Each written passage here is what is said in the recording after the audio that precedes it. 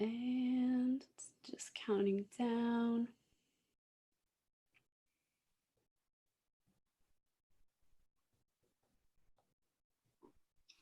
Perfect. I think it's going. All right, we are live. Hey, Jennifer, thank you so much for taking the time to be here. And thank you for anyone else who is tuning in. We are going to be talking all about adventure travel and also how you can heal through adventure travel physically, spiritually, emotionally, all that good stuff. And Jennifer is going to be sharing her really inspiring story with us. So, just going to grab a few questions to start. Why don't you, Jennifer, tell us a bit more about yourself? Sure, absolutely. Well, first of all, thank you so much for having me. I always love getting to share about travel and adventure and the way it can inspire all of us. I am Jennifer Bristol. I'm a transformational coach, and I love helping people sort of discover that magic zone within them to help make transformation and live an excellent, successful life in every aspect: business, life, relationships, everything. And I think travel is a big part of that. So I'm actually an American expat. I live currently in Mexico, but travel frequently and love the process and what it does for me personally, but also getting to share with amazing people like yourself that enjoy that part of the journey as well. Awesome, awesome. So while many people love travel, like we're talking about, we all get into it for different reasons. And for you, it was actually an accident that pushed you to book a trip, not your first trip, but a big trip. Can you share a little bit more about that? Sure, absolutely. So, yeah, travel had really been part of my tapestry for a really long time. But the for this particular trip was that I had had a back injury a few years before taking this trip, and it was one of those things where I was out hiking and I fell in a creek and tweaked my back and slipped a disc and didn't really know it. So I was treating it. It was getting better, but not great. And then finally, it just went completely out, and I was really down and out. To the point of wearing back brace. I couldn't stand for more than 2 minutes at a time without getting cold and clammy and passing out. Um, and so I was doing all of I'm into natural medicine. So I was doing all of the treatments I could without having to go get surgery. And I felt like I made a really great comeback. I had access to a ton of practitioners who were friends of mine in every modality you could imagine. So from that standpoint, I was really lucky. But I never quite made it all the way back. I got fully functional almost in day-to-day stuff, but physically, fitness wise, I just maybe got to about 50%. And at the time, I was in the fitness business. So for me, it brought up a lot of things of where I was definitely not operating at my full capacity. And thinking about taking this trip was, well, you've got first of all, this Camino is like a minimum a 30-day journey. And so to think about taking that time away out of your day-to-day life just seems sort of crazy. Like, well, how am I going to fit that in? And as I was thinking about what I wanted to achieve, and I was sort of at this crossroads in business and or in my life and in my work, as well as with my body, I thought, geez, well, what if I put myself in a situation where I don't have a choice? Like, I have to get along with my body if I want to make it from point A to point B and know where I'm going to sleep that night. And so, just over a couple of months of time, the idea really started to resonate. And then the momentum started to build around being able to make it happen. And all of a sudden, I had a plane ticket and I had a backpack and I had myself out there on the trail. So, And had that's you, I'm just curious, well, one, because you said a few months, about how long did it take from like the idea coming into your mind to the actual booking of the plane ticket? It had been in the back of my mind for several years. I was attracted to a book written by Shirley MacLaine about her experience on the Camino, and there are a bunch. If anybody's interested in learning more, there are a lot of books about people's different experiences on the Camino. And I was really more interested in it from the point of spirituality as more of a pilgrimage, a spiritual trek, and never really thought about it in the physical capacity. So it was just maybe 5 or 6 months between the time that I really started giving it some good consideration, and then boom, I had a plane ticket. but it had been in my mind for probably 6 or 8 years before. Yeah. Yeah. And I checked out recently, I saw that book pop up on Google or somewhere, maybe Amazon. And I was like, oh, Uh-huh. I have to check this out. Yeah. um, so for many, losing their physical strength would be a reason not to travel. What was going through your mind that made you land on travel as your next step? I think most of my travel had been centered around, exploring, connecting with other people, being adventurous. And this was something where I felt like I could go and be by myself. It's traditionally something that's done by yourself, although that's another story. When I got there, almost nobody was by themselves. Really? Oh, Yeah, that surprises me. Wow. it surprised me too. But I felt like, you know, it's something different for me because it's all about me and it's totally out of my comfort zone. I am not someone who thinks backpacking is great. I'd never done it before. I was really not interested in sleeping in these refugios along the way, but I knew that there was something there for me. And I had a friend and a couple of friends actually who had done it the year before. So I was able to learn about their experiences, and I felt like there was so much momentum behind it. I really felt like it was purposeful for me. But the difference was that it wasn't about me seeing the sights or taking pictures or doing it, experiencing the food, any of that. It was about me experiencing myself. And Hmm. that's a completely different approach to travel than I'd ever taken. Oh, wow. So, did you find, I'm just curious because you were saying a lot of people don't do it by themselves. Were more people that you met kind of there for the sights and the pictures more so than the spiritual aspect? I did find that there was a big sort of adventure travel component to it, which really Hmm. was not attractive to me. I mean, that's fine. Everybody does it for their own reason. And I also felt it was really hard to be by myself. Like everybody wanted to talk and chit chat and share stories. And I was at a point where I just really wanted to be alone with my own thoughts. And so there were days where, you know, I had no idea where I was. There's these little markers on the trail that tell you where you're going, and sometimes you see them and sometimes you don't. And I would go an entire day not see. The first day out on the trail, I had no idea if I was going in the right direction. I'm out on this windy mountain trail where there's some sheep and there's, maybe I saw one guy on a tractor, and finally, somebody comes passing along, and that was great. And then when you get to the more crowded areas, I felt like people wanted to just talk and swap stories. And I was really working some stuff out, like internally. And so I wanted that time alone to do it.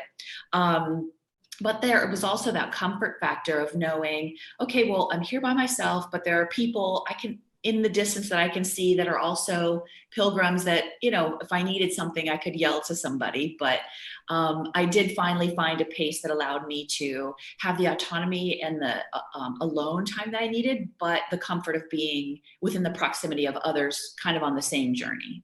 Yeah. Yeah. Did you find, like, as a woman who was traveling alone, that it felt very safe and like people would come along, I guess, at some point too if you were lost?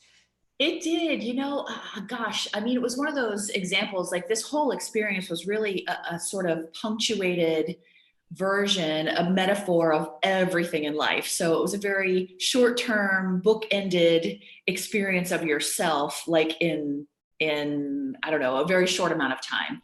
And so I found it was super friendly. There was always a pilgrim to give you, I guess, a referral to, hey, where are you going to sleep the next night? It was really almost comical how you would hear information travel back and forth up and back the Camino of who was ahead and who was behind. And people have their own pace. So you meet up with people, you separate from people, you meet up with them at another destination.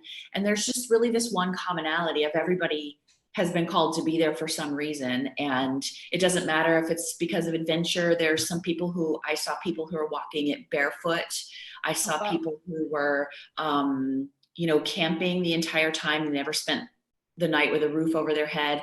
And there were people that spent their time in hotels. There were people who sent their packs along in taxis to meet them at their next hotel. So it's really a unique experience for everybody and how they want to approach it. Um, yeah, it's different for everyone. Oh, wow. That's really interesting too. I didn't realize like there was so many actual like travel styles, I guess you would say, along the trail. Like I actually assumed everyone camped or stayed in the refugios. I didn't even know there was kind of hotels you could go off and send your stuff on taxis. That's really interesting that that's an option. Yeah, I didn't really know about it until way after the fact, but my experience was sort of semi-traditional in that I would stay in the refugios, but I would choose a private room, or if there was a hotel within a city, then I would choose a hotel. Just a couple of nights, I had sort of what I would consider the quintessential refugio experience, and it was fine. Definitely not my choice for most of the evenings, but I am glad I did that as well. Just have that experience. Yeah. So, building on that last question, with the trip, you even went so far as to choose, a very physically demanding trip, the Camino, like we've been talking about. Can you tell us more about this trek and why you chose it specifically, maybe over another trek out there? I think just because it had been in the back of my mind for several years and I had read so much about it. And so there was sort of this mystique around it for me that felt like if I was ever going to do a trek like this would be the one. It's well documented. There are a lot of guidebooks around it. It had been walked, it's historical, it had been walked for thousands of years.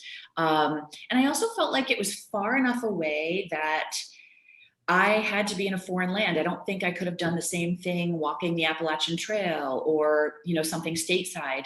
I also wanted to stretch myself with my language, and Spanish is a language I'd been working on. And so for me, it felt like a fit in that I had enough of a comfort level that I spoke a little Spanish, and yet I was still far enough outside my comfort zone that I couldn't get a ride back home if if Yeah. something was wrong. I wanted to really be kind of far enough that I was in my own zone and able to have my own experience that um, I had a safety net, but not too comfortable. Yeah. And I sometimes feel like when you are stretched outside of your comfort zone, it makes you grow. Like you don't even have a choice but to grow in some way. Yeah. So I totally get that. And then in terms of, challenges, what were some of the major challenges you faced along the way? Gosh, just physically, it's very demanding. It's a lot of repetitive motion on your body. You're carrying everything you need with you on your back, assuming you choose to do that. Yeah. Because not everybody does. And so, I'm not someone who ever backpacked. I did practice on the treadmill a few times before I left. I loaded up a backpack and got on the treadmill for 20, 30 minutes, just to see what it would be like. But I wasn't used to, these were averaging 14, 16-hour days Oh, wow. of really just, hiking, moving. And the train is very different each day. So, the usual stuff with repetitive motion, your muscles ache, they cramp, you get blisters and things, and really just finding everything you need along the way. Almost everybody is equipped to deal with whatever you have come up. So I never had any issues that I couldn't overcome. Hmm. I found, people would direct you to something, or the people that owned the refugios saw this all the time. So they would say, oh, here you go, I have this. So physically, that was kind of one of the things. I think also the challenge was just Oh, again having this bookended, punctuated vision of what your life is, and it's metaphorically representing all the things you don't necessarily like about yourself. And so you get those reflected back to you in a very, I guess, tangible way. And so just sort of taking it all in and noting what's coming up and being available to process and work through it were some of the bigger challenges. One of the things I had heard about from everybody was watch out for the wild dogs. And so the whole time in my mind, I had this, oh my God, of course I'm going to see a wild dog out on the trail when I'm totally by myself. And that was the one thing that never ended up coming up. And it was my only one fear or trepidation around being out there by myself. But oh gosh, yeah, that would be a little scary. yeah. I'm curious, because you're saying a lot of this stuff is coming up. Did you keep like a journal to kind of note anything, or did you kind of just keep it internal? No, I kept a journal, and I think, the impact of it really culminates after you sort of finish that particular trip. But you make all these correlations to how things are like, geez, what if I thought about my entire life like I thought about this one experience? Or what if I thought about my relationships as they were reflected to me in this one exchange, or things like that, that really started coming together, but really not until after the fact. But I was so glad to have that journal to go back to. Yeah, yeah, I love, and sometimes I'm really bad about it, but I do love traveling with a journal. I feel like, it's nice to remember everything you did, but also like you find yourself just starting to write things that you're like, oh, was I even thinking that? Like, Right. yeah, you're kind of your hand takes over and you learn so much about yourself. Yeah. Think where Uh, did that and come from? and then I actually thought of one other question. How heavy was your pack? Do you remember? I want to say it was like 14 pounds. Oh, wow. And yeah, Uh, carrying that for 14 to 16 hours a day, yeah, that's I think I a had lot. like a 55, I don't even, 55-liter pack. I don't even know what that means. You can tell I'm totally not a hiker person, but I remember that being the size of my pack. And I think it equated to about 14 pounds. Okay. Um, And that fluctuated along the trail. My first day out, I like chucked stuff just on the trail. And there's this one area you walk through on the first day, and you can see where people are like, oh no, because there's just shirts and pants and all kinds of things kind of along that one strip. And everybody gets the same idea, it looks like, of, yeah, I'm not carrying this for the entire day. Yeah, once you actually get going, you're like, okay, no, this is just not happening. Besides the fact that the first day is like the most steepest grade and like 16 miles uphill the entire day. Oh my gosh. I just hiked in the Himalayas in a small group, but Uh-huh. I think our longest day was 8 hours maybe uphill, and I was ready to call like a airlift to take me out. I mean, I loved it so much I never would have actually given up, but it did cross my mind. Like, Hmm. can I really do this? Wow. That's Yeah. really incredible. Um, what was the most rewarding aspect of the trip going on the other side of that? Gosh, I think just the absolute shift in perspective. It really was that the entire time was just this steady, slow decompression of releasing layers, literally, of everything of my life, of who I was, who I thought I was, what I wanted to be, what my purpose was. And I think really just taking the time to physically work through that, physically recreate the relationship with my body I was looking to recreate, was really empowering by the time I got done. I love that. We actually had a question pop in. So William asked, "Do you consider your job dangerous?" I'm thinking maybe he thinks that um, you were there as a blogger potentially. But correct me if I'm wrong, William. But you kind of talked about that. You felt like it was a safe trail to walk on.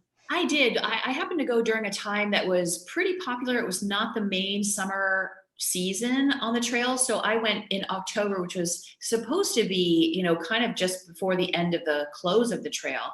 But it was still very hot, and there were still plenty of people on the trail. I never felt alone. I never felt threatened. In fact, I felt the opposite. I felt a real community among the pilgrims. And I felt like, people would check on you and say, hey, are you doing all right? If you just are sitting down for a minute, people would walk by, and it wouldn't be, oh, hey, what's up? It would be, are you okay? Do you need anything? And there was a real spirit of camaraderie, of making sure everybody had their own space, but also had everything they needed to make it to the next spot they needed to get to. Oh, I love that. And then you were kind of saying before, like you got to know other people on the trail, like you got to know each other's names and kind of talked like, oh, Mary's up there, and Yeah. yeah, that's really awesome. Yeah, I mean, and there were some funny jokes that would get, passed around, or you'd meet somebody and you're like, oh, you're the person that blah, blah, blah happened to. So there was a little bit of that. And I thought, oh my gosh, this is kind of like living in a small town, this whole thing. I was like, I'm not sure how much I like this or not. But really, it was quite rewarding. And often these places, there were communal dinners in the evenings where you would just pay, and the hosts there at the Refugio would create a communal dinner, usually very healthy, but it was a great way to sort of share experiences with people, but it wasn't like all the time. So you felt like you had some connection, but you could do your own thing during the day. I met people who were traveling together, but would walk at their own pace during the day, never see each other, and then just know that they were meeting up at the same place at a particular refugio that night. And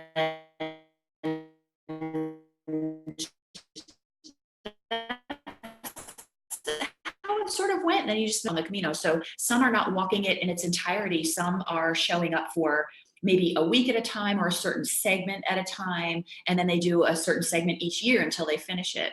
So you just kind of find people that or gravitate toward people who have a similar pace and similar time frame that you do. Oh, I love that. And yeah, I've heard of people doing that like with the Appalachian Trail, like, Yep. working on it for years and years and doing pieces of it. And I think that's great too, like to be able to still say that you got to do it even if you couldn't take off a month from work or whatever the reason is. Yep. So we've talked a lot about things coming up and the physical challenges and the rewards during the trip, but how do you feel that this experience changed you beyond the trip? I think the thing that was most impactful is that it really made me make significant shifts, both in my life and in my business. So I took a really big look at what I was doing, how I was doing what I was doing, and where I was doing it. And I found that none of them fit for what my next chapter was going to be. So I knew that I wanted to shift my business and be more mobile. I knew I wanted to have a different experience and how I wanted to live. And I was just looking very small picture, very a limited view of what my options were. So I felt like this really opened me up to think way outside the box of, well, these are the things I want. What are the circumstances under which I could have them? And so I went about doing just that. I switched my business to a completely online coaching model, which has turned out to be the most rewarding work I've ever done with my clients. And so I thought, geez, why didn't I do this years before? Well, for all the reasons I thought I had to follow this lineage of experiences or growth or whatever. And okay, well, how can I have this lifestyle I want? And, where is that going to be? Well, I thought, why not do something that's totally different outside the country, but still close enough that I have all the conveniences. It's pretty easy. So I hopped down to Mexico and I thought, I'll try this for a month and then I'll try it for 6 months. And now 3 years later, I'm still spending the majority of my time in Mexico. So from that perspective, it just opened me wide up to what the possibilities are and to really not try to take one step at a time. I could take these quantum leaps and end up in 30 days in a space where I want it to be in its entirety instead of just, well, first I'll have this piece, then this piece, then this piece. So it was much bigger leaps in a much shorter amount of time. Oh, And, I and love that. coincidentally, that's kind of what I now end up doing for my clients. So, it was probably part of just me being in that perspective to work with people and other people in that way as well. Wow. So then, I mean, this trip really, really, really changed your life like completely because it seems like it kind of even created the systems that you use. And I had wanted to ask you about that too. So the business you have now, well, one, tell everyone I don't know if you mentioned the name of it before. So tell everyone the name of it, but also had you already started it before the trip and then it just kind of grew, or was the trip really when it kind of, the idea was planted and it was born? Yeah, so I had started the idea of it, but I hadn't taken the leap. And my website is elanvitae.com, ELANVITAE.com. And basically that means your zestful life story. And so it's where I have a digital magazine there, I have my transformational coaching options there. But it had been an idea, but it felt very distant from me before I left and went on this trip. And when I came back, I still had some resistance to shifting into all of this. So it took me a year or so after I got back to really sort of put it all into play, figure out how I was going to do it. I felt like there was a real surge at that time of the coaching model. And I was like, kind of resisting it. I didn't know if I wanted to be in that category. And at the end of the day, that's really who I am and where I fit. And so part of the process of being on the Camino was just getting connected to that and then being able to step into it when I got back. Love that. And then that what year was it when that business like fully launched? That was 2015, 2014, 2015. Nice, nice. So it's been a bit. That's awesome. Yeah, I love your website. I love the magazine. I was checking everything out. It's really, really awesome. thank you. And I'll pop a link to the website too in a moment in the chat for anyone who wants to check it out as well. So in terms of, anyone who's watching now or later on, maybe they want to do something similar. What advice would you give to someone else who's looking to heal either physically, mentally, maybe spiritually through travel?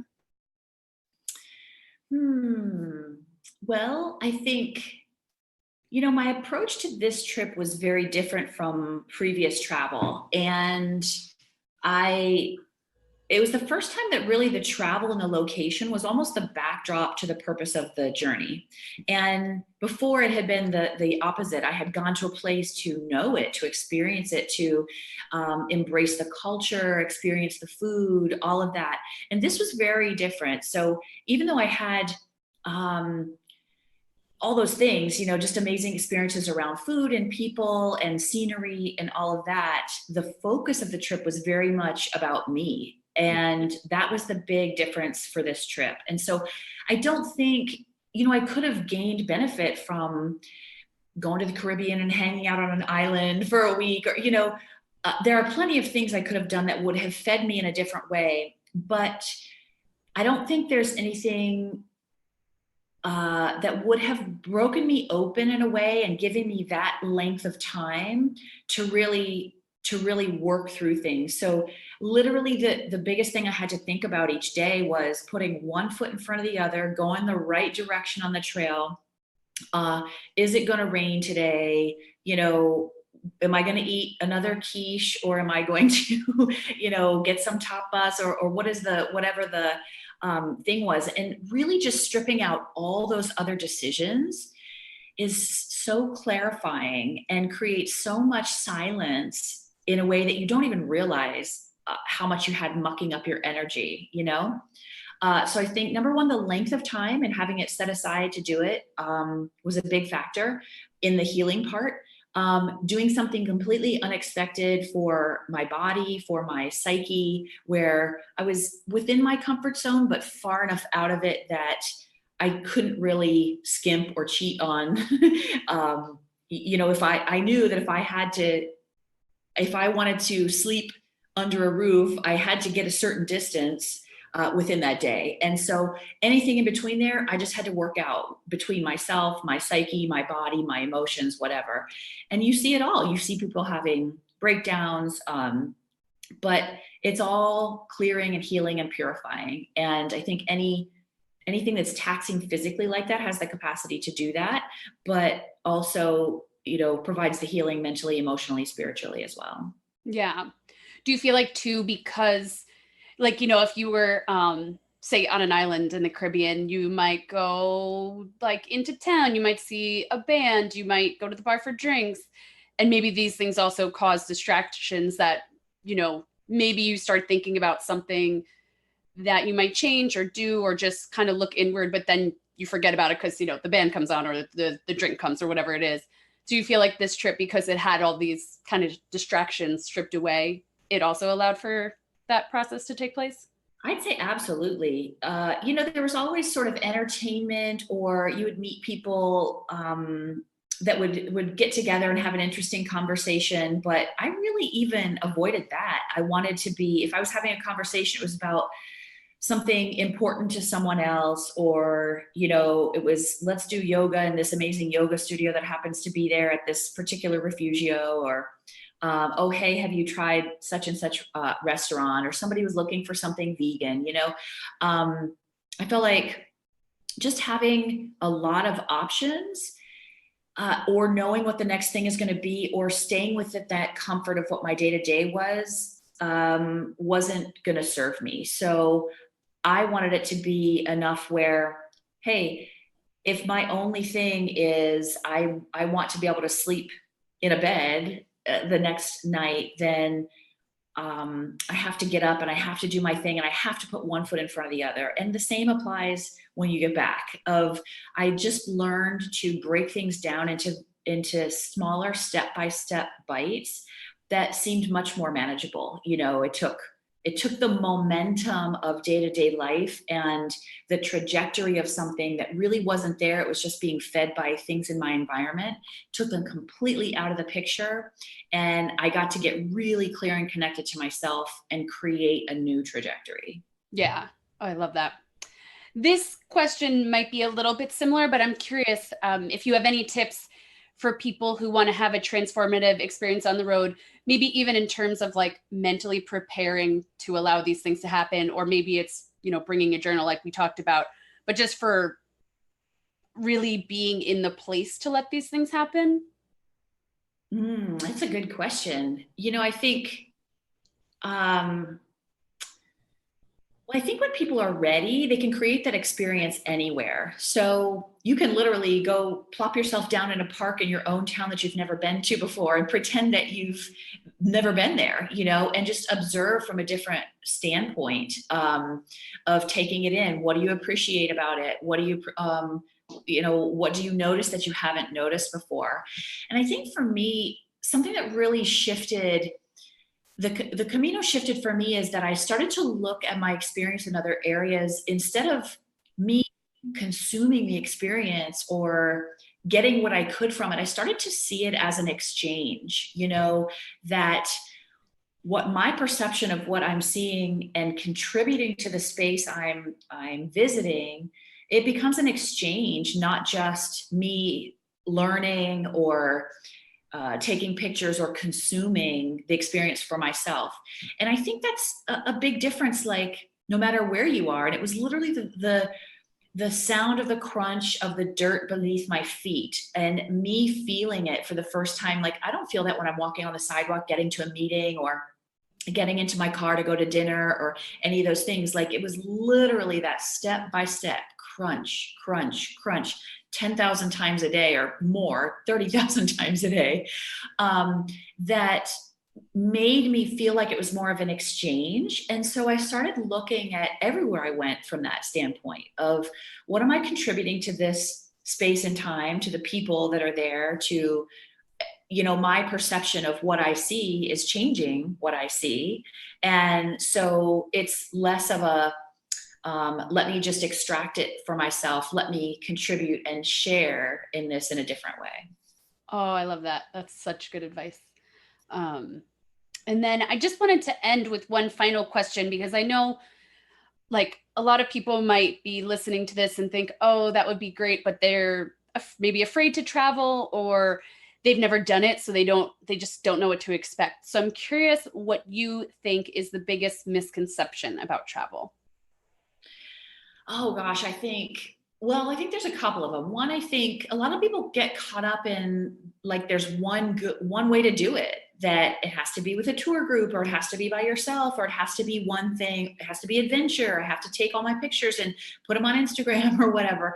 And it's really not the case at all. I also think that you can make an experience out of anything if it's something that a place you've never been to before, or just a restaurant you've never been to before, like I mentioned before, a park. I think finding your groove for travel is finding what feeds you. I have a great example of this. I just went on a trip earlier this year. A friend invited me and said she was going on a big sort of trek in through Egypt, and did I want to go? And I thought, gosh, I would love to. Let me consider it. But what I really wanted to do was just meet her in Cairo for the week before she went on this bigger journey. And what ended up happening was the other people came too, and so it ended up being this big tour thing and going to the museum with a tour guide and all this stuff. And I was like, I just really don't like that kind of travel. That's just not for me. I would rather go one day, be by myself in this amazing museum so I could soak up and experience all of these in my own time without somebody just telling me what it means or what it is. And so even though I had an amazing time and a wonderful experience, I learned something about myself. It was just a reflection of, oh, well, how I enjoy travel and how it feeds me is different now. And that doesn't mean, you know, I started out my traveling years on tours like that, which were amazing. I had absolutely incredible experiences in countries I would probably not go to without a tour guide. But for me, I know now I like slow travel. I like being in a space where I can enjoy for an extended period of time, maybe take some side trips, but that's just come with time and through experimenting with different types of experiences. And then now I make my decisions differently based on what I know about what I enjoy of the experience. I love that. And I actually thought of something because I've over time learned to kind of accept what I always thought was weird. Like I really like being alone also. And I could be in a group, that's fine. But at some point during that day, I need a few hours by myself. So Yeah. even in Nepal, we'd hike all day together. And I absolutely loved my group. Yeah. I consider them all friends. Like it was wonderful.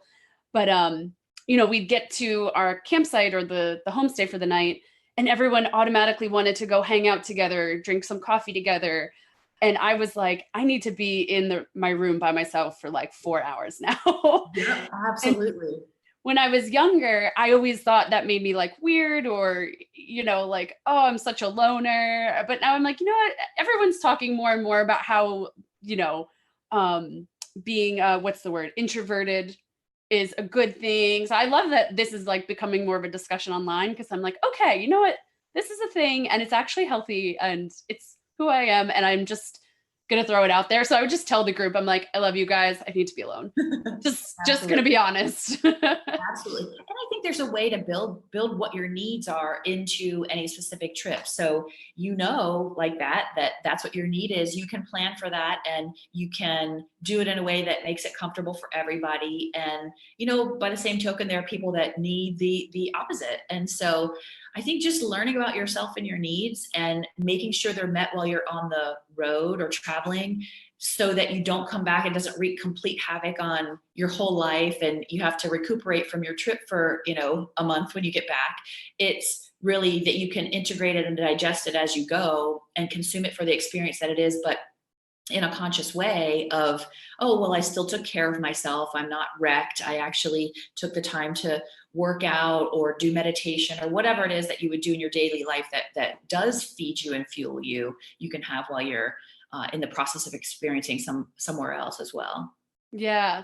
And I've also learned too, like I've sometimes traveled with other people, mainly now my fiance, he knows how I am. But like when it's someone new or maybe someone I haven't traveled with, I've learned like I should tell them beforehand how I am because this is more in my younger 20s when I was traveling with people, but sometimes people would get offended. They thought I was mad at them or I'm like, Yeah. now I just say it up front, like I'm going to need alone time. This is how I travel. It's nothing against you.